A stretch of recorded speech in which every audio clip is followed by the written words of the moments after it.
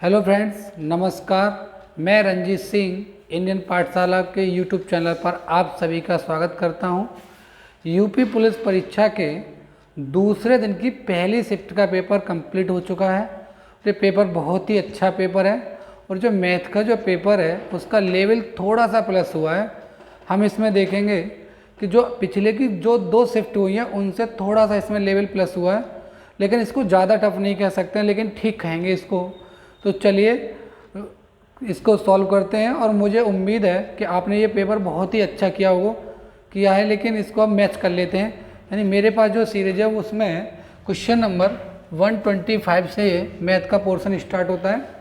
तो कुछ क्वेश्चंस के मैं एक्सप्लेनेशन दूंगा, लेकिन कुछ को मैं डायरेक्ट ही बताऊंगा जो करने लायक नहीं है, इजी है। तो चलिए क्वेश्चन नंबर इससे शुरुआत करते हैं।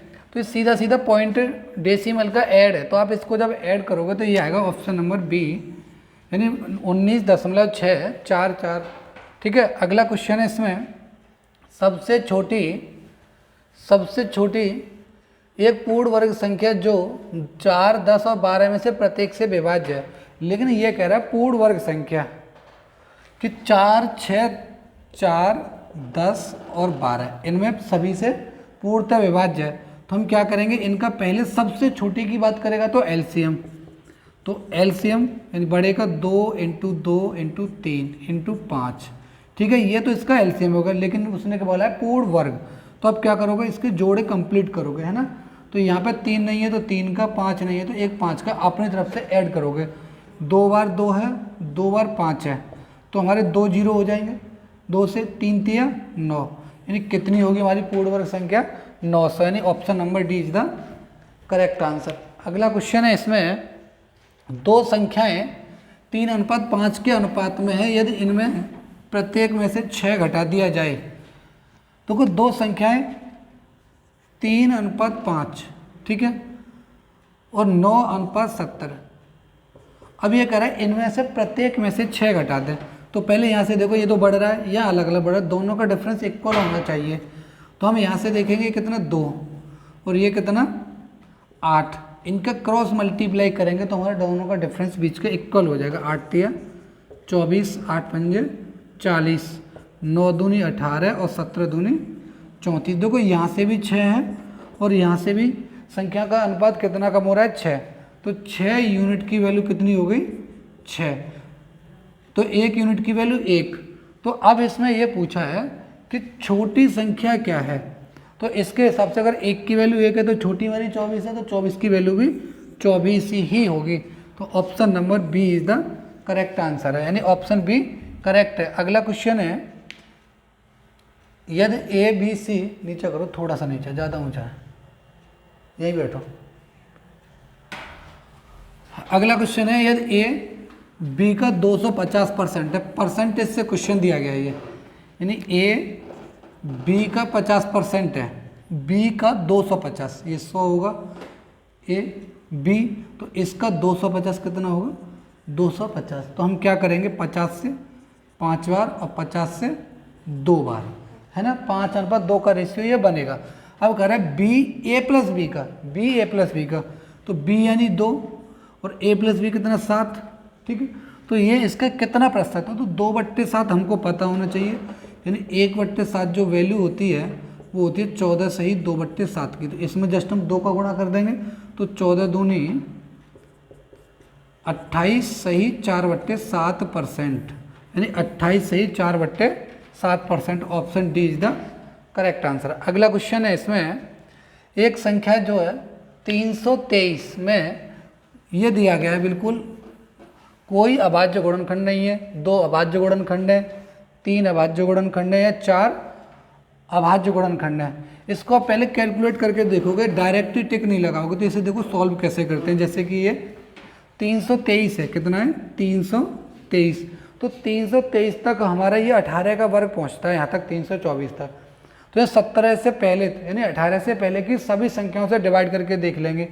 तो अगर हम इसे 17 से डिवाइड करेंगे 323 को, तो 17 से जाएगा ये 17 एकम 17 और 17 निम्मा 153, यानी 17 और 19, यानी ये 2 ऐसे इसके अभाज्य गुणनखंड हैं और इसका कोई भी अभाज्य गुणनखंड नहीं होगा तो इसका ऑप्शन होगा B is the correct answer. अगला क्वेश्चन है इसमें, सर ये सिंप्लीफिकेशन का क्वेश्चन है। देखो ये जो इसमें देखो कैलकुलेट कर दिया गया, जो पीडीएफ है उसमें थोड़ा सा इसमें देख लेंगे है क्या, मैं अलग लिख दे रहा हूँ 108। देखो यहाँ पे ना इंग्लिश वाला भी पोर्शन होगा, एक इंग्लिश वाले में करना ऊपर, इंग्लिश वाला ऊपर है इसके, करो क्योंकि ब्लैक ब्लैक ही दिख रहा है सारा, और करो। अच्छा इंग्लिश वाला नहीं है, एक सेकंड हटाओ, रुको रुको रुको रुको रुको रुको रुको यहीं पे है, यही है। देखो ये लिख रहा है नीचे, इसको मत देखो, इसको देख लो। 108 divide by 36 into 1/4 plus 2/5 into 1/4।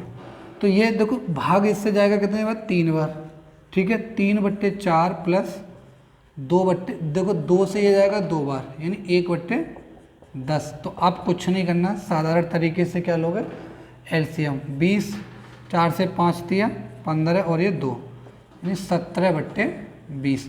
देखते हैं कौन सा ऑप्शन 17/20 है, यानी option D is the correct answer, 17/20। अगला क्वेश्चन है इसमें, थोड़ा सा नीचे, अभिषेक विमल और चिन्मय साझेदारी में होते हैं, शामिल होते हैं। अभिषेक A4, अभिषेक B4 विमल और C4 चिन्मय। तो अभिषेक विमल के निवेश से 3 गुना, यानी इसके निवेश से 3 गुना अधिक निवेश करता है, और विमल चिन्मय के निवेश किए गए, तो चिन्मय का जो भी निवेश किया गया उसका 2/3, तो चिन्मय का 3 होगा तो इसका ये 2 होगा, तो नहीं ये 1 और ये 2, तो कितना होगा 3, 2 और ये 6, 6, 2, 3, यानी 6 और 2 8 और 3 11। तो अब ये कह रहा है इनका लाभ कितना है, 5500, एक की वैल्यू 500। तो चिन्मय का हिस्सा कितना है, तो चिन्मय का हिस्सा कितना होगा, 500 से गुणा कर दोगे तो 1500, कितना आ जाएगा 1500, यानी आपका option number D is the correct answer, यानी डी बिल्कुल सही है। अगला क्वेश्चन है इसका, एक आदमी, बस ज़्यादा ऊंचा हो गया, एक आदमी वस्तु को 25% के लाभ पर बेचता है, यदि उसे 20% कम पर खरीदा होता है, यानी सीपी और ये एसपी, तो नहीं ये कितना है 100 और ये 125, यानी 25% के लाभ पर बेच रहा है। अब कह रहा है 20% कम पर खरीदता, तो हम ये कह सकते हैं कि 100 वाली चीज़ को इसने 80 में बेचा होता। अब ये कह रहा है कि 12.60 रुपये कम में बेच रहा है, कितने में, 12.60 रुपये, ये ना बिल्कुल एग्जैक्ट डेटा है, तो इसको हम अलग लिखेंगे, तो उसे 30% का लाभ होता। अब यानी इस पर हम 30% का लाभ प्लस कर दें, तो हम ये देखेंगे 8 या 24, यानी 104 रुपये में इसने बेचा होता। यानी ये देखेंगे 100 वाली चीज़ को पहले 25 में बेचा, 125 में, अब यहाँ से 20% कम में खरीदा होता, फिर भी 30% लाभ पे बेचा है। तो यहाँ से देखें तो कितना कम हो रहा है 21, और यहाँ से देखोगे तो 12.60, ठीक है। तो 1 यूनिट की जो वैल्यू है वो 0.6 आएगी, ठीक। तो अब हमसे सीपी पूछा, तो सीपी हमारा कितना, वास्तविक सीपी 100 है, तो 100 में 6 का 0.6 का गुणा कर दोगे तो कितना आएगा 60 रुपये, यानी ऑप्शन ए बिल्कुल इसका सही होगा, 60 रुपये।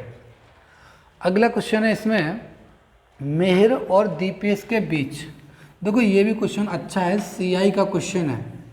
अब इसमें ये कन्फ्यूजन नहीं होना कि दिया नहीं है सीआई वगैरह, तो ये कह रहा है कि ब्याज 4 वर्ष की दर से संयोजित होता है, तो इसका मतलब है सीआई है, संयोजित होता है। तो अब ये कह रहा है कि मेहर और दीप्तेश, मेहर एम और दीप्तेश, तो ये 1300 रुपये इसमें बांटे जा रहे हैं, कितने 1301 रुपये मेहर और दीप्तेश में। तो हमें क्या करना है कि ये क्या है 7 वर्ष है, इसका 7 वर्ष बाद और इसका 9 वर्ष बाद, है ना, दोनों का धन समान हो जाए, और रेट हमारी कितनी है 4% पर, तो ये कितना होगा 1/25, यानी 25 से 26। तो ये देखो इसमें ना मैं डायरेक्ट ही बता रहा हूँ, क्योंकि इतना ज़्यादा लंबा हो जाएगा सॉल्यूशन कि अगर ये 25 है और ये 26 है तो हमसे ये पूछा जाए कि ये जो समय ज़्यादा किसका है, समय इसका ज़्यादा है तो इसको धन कम मिलेगा, और इसका समय कम है तो इसको धन ज़्यादा मिलेगा, तभी तो बराबर होगा। ऐसे ध्यान रख लो। तो ये 26 हो गया और ये 25, और इन दोनों का अंतर कितना है 2, तो 2 अंतर है तो 2 का वर्ग, अगर 3 होगा तो क्यों कर दोगे आप, ठीक है। 676 और 625, 676 और 625, तो देखो ये 676 और ये 625, तो ये कितना हो जाएगा 1301, और हमारा डेटा कितना है, ये हमारा भी डेटा कितना है 1301, यानी 1301 की वैल्यू कितनी है 1301, तो 1 यूनिट की वैल्यू कितनी होगी 1। अब क्या पूछा क्या है, तो मेहर का हिस्सा कितना है, तो मेहर कौन सा है हमारा, ये m वाला मेहर है, तो यानी 1 की वैल्यू 1, तो यानी 676 रुपये ही रहेगा। इसको एक बार फिर से समझ लो, ठीक सवाल है। तो ये कहा गया कि 1301 रुपये हैं, एक 7 वर्ष और 9 वर्ष, यानी ये ऐसे कह सकते हो कि 2 बेटों में एक 7 वर्ष बाद और एक का 9 वर्ष बाद मिलने वाली राशि बराबर हो विद ब्याज। तो हम क्या करेंगे कि रेट इसका 25 है तो 1/25, तो हमारा 25 से 26 होगा, हमें ये मालूम है। लेकिन अब ये कन्फ्यूजन होगा 26 किधर रखें 25 किधर रखें, तो उस केस में क्या करोगे, जैसे कम वाला वर्ष है, ये कम वर्ष है तो यहाँ ज़्यादा रखोगे, या ज़्यादा है तो यहाँ कम रखोगे, ठीक है। तो ये दोनों 26 और 25 रख लिया। अब क्या करेंगे, इन दोनों वर्षों का अंतर कितना है 2, तो 2 जितना अंतर है तो उसका वर्ग कर देंगे, 676 और 625, तो कितना हुआ 1301 की वैल्यू 1301 रुपये, 1 की वैल्यू 1। तो हमने क्या किया कि 676 ये और 625 ये, ठीक। तो अब ये मेहर का ही पूछा था तो सॉरी 676 ही हो जाएगा इसका आंसर, यानी ऑप्शन नंबर ए बिल्कुल सही है। अगला क्वेश्चन है इसका,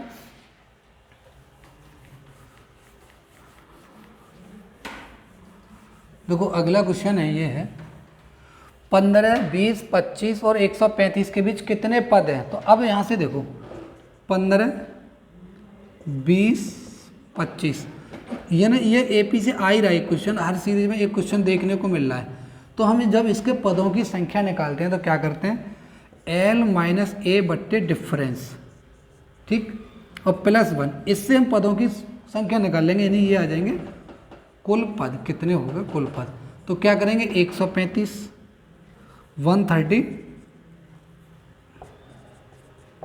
5 माइनस का 15 बट्टे डिफरेंस कितना हमारा सभी का 5 है, और +1, तो 120 बट्टे 5 +1 यानी 24 +1 यानी 25, कितना आंसर होगा 25, यानी इसमें पदों की संख्या कुल कितनी होगी 25। अगला क्वेश्चन है, एक लोन आयत के आकार का है और इसमें कह रहा है उसकी भुजाओं का अनुपात 2:3 है।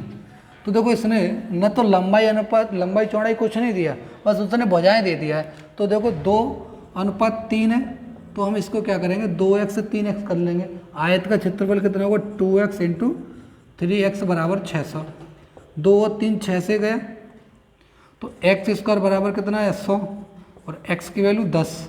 तो इसने पूछा चौड़ाई कितनी है, तो यानी एक तो 20 हो जाएगी भुजा और एक हो जाएगी 30। देखते हैं दोनों में ऑप्शन में क्या दिया है।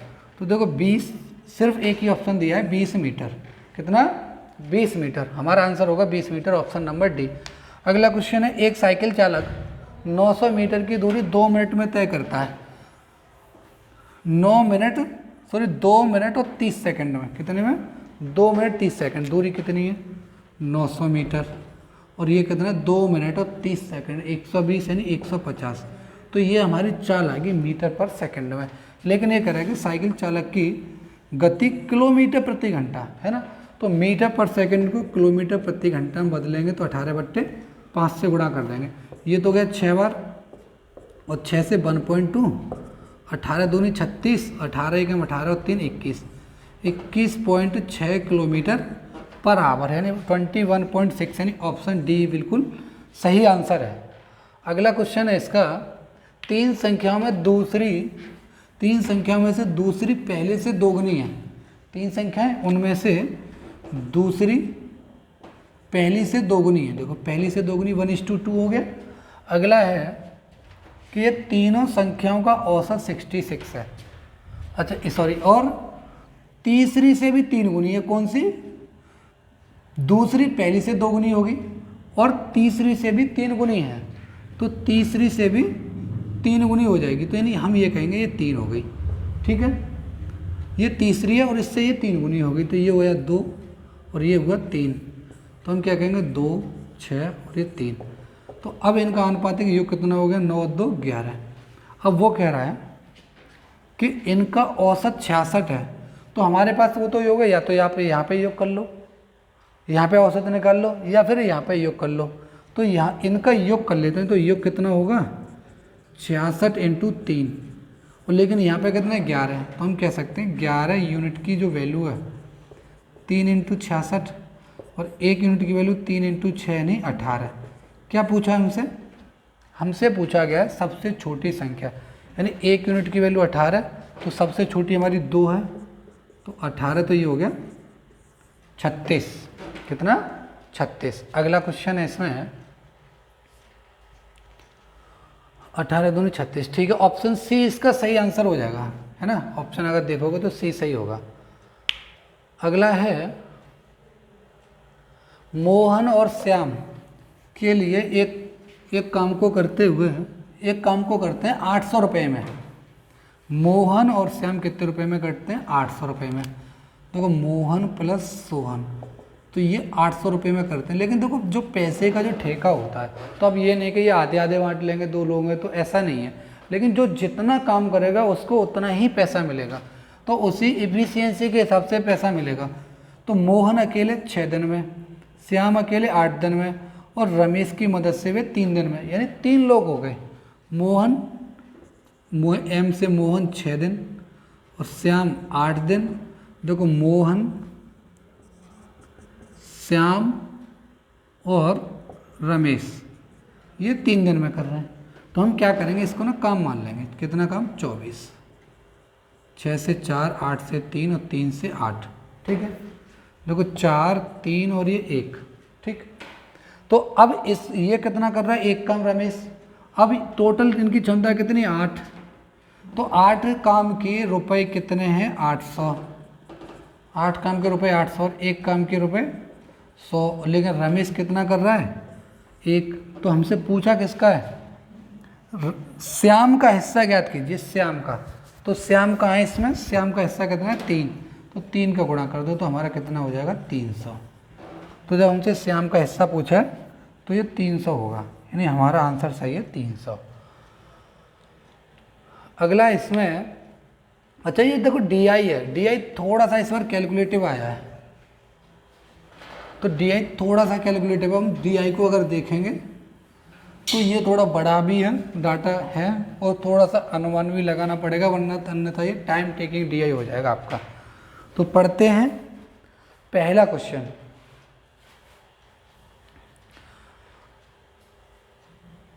तो ये दिया इसमें 2003 में सभी 5 राज्यों में उपस्थित उम्मीदवारों की कुल संख्या में उत्तीर्ण उम्मीदवारों की कुल संख्या का अनुपात ज्ञात कीजिए।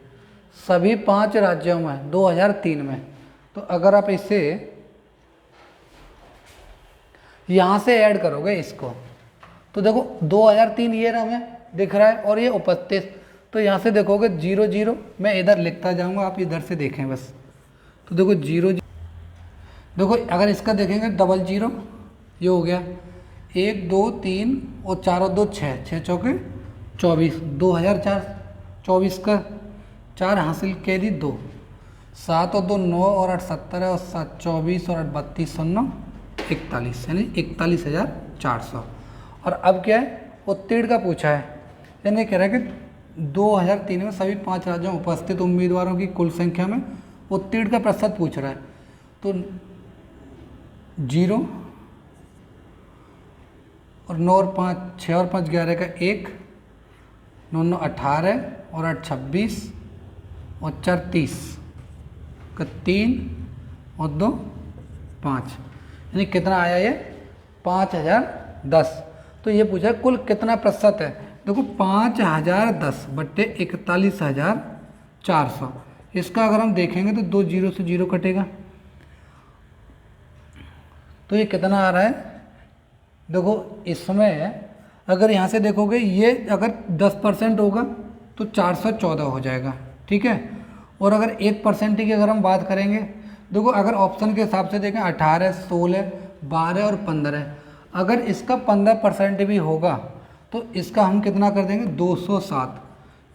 तो 207 से तो ये 600 हो जाएगा, तो यानी ये तो होगा नहीं 15%, तो इससे कम ही हो रहा है ये, क्योंकि 40 दूनी 80 के समथिंग ये पहुँचेगा, तो लगभग 12% के समथिंग ये आएगा। तो option B is the correct answer. अगर आप ऐसे नहीं करना चाहते हो तो बस क्या करोगे, इसका पूरा कैलकुलेट कर लो, आसानी से कर पाओगे। देर तो लगेगी लेकिन थोड़ा सा हमें अप्रोक्सीमेट करना पड़ेगा, ठीक है। अगला है इसका 2001 में 140, 2001 में सभी राज्यों में से उत्तीर्ण उम्मीदवारों की कुल संख्या। देखो 2001 में सभी राज्य, जो सभी राज्यों की जो टेबल दी गई है उनका अगर आप उत्तीर्ण उम्मीदवारों का देखोगे तो ये आएगा आपका, उसका टेबल में अपने क्वेश्चन से देख लेना, क्वेश्चन पेपर से, क्योंकि काफ़ी लंबा होगा फिर बैक पे आगे पीछे करने में। तो इसका होगा 4120, ठीक है। और अगला इसमें क्या दिया 2002 में, ये दिया 2001 का, ये पास वाले हैं। और 2002 की मैं बात करूं तो ये होगा 5160। तो ये कह रहा है कि 2002 में सभी राज्यों से उत्तीर्ण उम्मीदवारों की कुल संख्या का लगभग, यानी इसका ये पूछा है 4120, 5160 का कितना परसेंट है। देखो मैं अगर यहाँ से बात करूँ तो कुछ 400 और ये 500 होता तो सीधा सीधा 80% आ जाता, 4/5 80% आ जाता। लेकिन यहाँ पे ये क्या कह रहा है कि ये 500 से थोड़ा सा ज़्यादा है और ये भी 400 से थोड़ा सा ज़्यादा है, तो ये ना 80 के पास ही होगा, ना कि ये 71 और ये 76 तो ऐसे ही कट जाएंगे। अगर मैं इसकी कहूँ कि ये जो 82 तो नहीं है, तो 82 के लिए आप क्या करोगे 50-50 100 और कर दोगे, यानी ये 100। तो इसका मतलब है कि 82 में ये 400 से और थोड़ा सा प्लस हो जाएगा फिर, तो इसलिए इसका आंसर 80% ही होगा बी वाला, ठीक है, क्योंकि ये बिल्कुल इसके पास ही है। तो 80% इसका सही आंसर होगा। अगला क्वेश्चन है, दिए गए वर्षों के दौरान राज्य डी से उपस्थित होने वाले उम्मीदवार, यानी ये जो सभी जो राज्य हैं, जितने भी टोटल राज्य हैं वहाँ से डी में उपस्थित, यानी डी की में जो प्रेजेंट हैं उनका औसत कितना है। तो हमें सभी को इसमें जोड़ना पड़ेगा, तो जोड़ने के लिए ये होगा 44,900। अगर आप सभी को यहाँ से जोड़ोगे तो, और कितने वर्ष हैं हमारे, ये 5 वर्ष हैं, 5 अट्ठे 40, 5 ने 45, 5 अट्ठे 40, 8980, ये वाला आंसर आएगा बी। अगला क्वेश्चन है,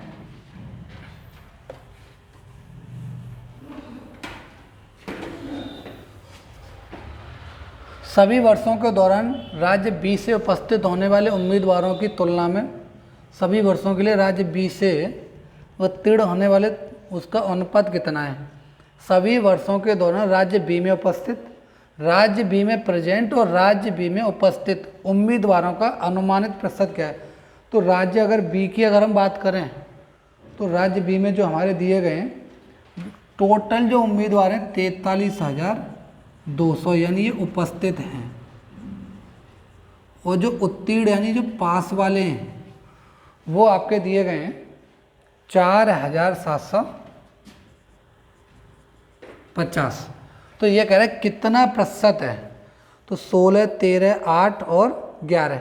देखो अगर हम इसको देखें यहाँ से 4,750 बट्टे 43,20,200, यानी ये हम क्या करेंगे 2 जीरो यहाँ से काट देंगे। देखो 10% होता तो 432 हो जाता, कितना 10% होता तो 432 हो जाता, लो ठीक है। और अगर हम इसका 1% और जोड़ेंगे, क्योंकि देखो यहाँ पे ना 13 दिया है, ये 8 तो होगा ही नहीं, 13 और 11 है, ये बिल्कुल क्लोज है, ये 16 भी नहीं होगा। तो हम इसको कैसे देखेंगे, अगर इसका 1% होगा ना वो 43.2 हो जाएगा, तो ये हो गया 0.2, 5, 7 और ये देखो 475.2 आ रहा है, यानी पॉइंट कुछ कम आएगा 11 में। तो एक ये 10% हो गया, 1% ये, तो आंसर कितना होगा हमारा 11%। अगला क्वेश्चन है,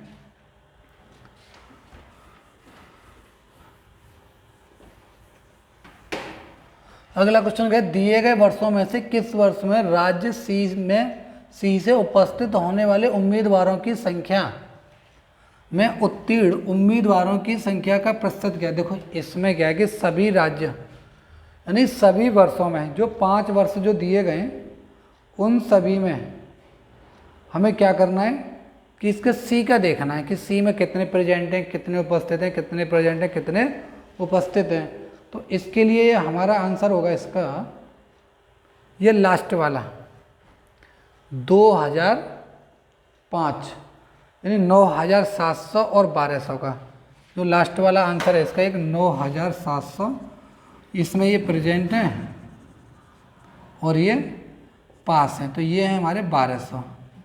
तो ये लगभग 12.3% के समथिंग आएगा, क्योंकि इसमें ना सभी की कैलकुलेशन है जो आपको करनी पड़ेगी। तो इसका आंसर होगा 2005। तो यानी कि ये हमारा मैथ का पूरा पोर्शन कंप्लीट हो चुका है। तो ये थोड़ा सा तो कैलकुलेटिव तो है, लेकिन इतना मुश्किल नहीं है कि ना हो, और आप इसको अगर थोड़ा सा भी धैर्य के साथ करोगे तो पूरा इसका सॉल्यूशन कर पाओगे। तो मुझे आशा है कि आप लोगों ने ना काफ़ी अच्छा पेपर किया होगा, और मुझे उम्मीद है कि जो अगली शिफ्ट वाले पेपर हैं वो भी इसको देख के जाएंगे और अच्छे से सॉल्यूशन करके आएंगे और आपका सिलेक्शन होगा। बहुत बहुत शुभकामनाएं। Thank you so much.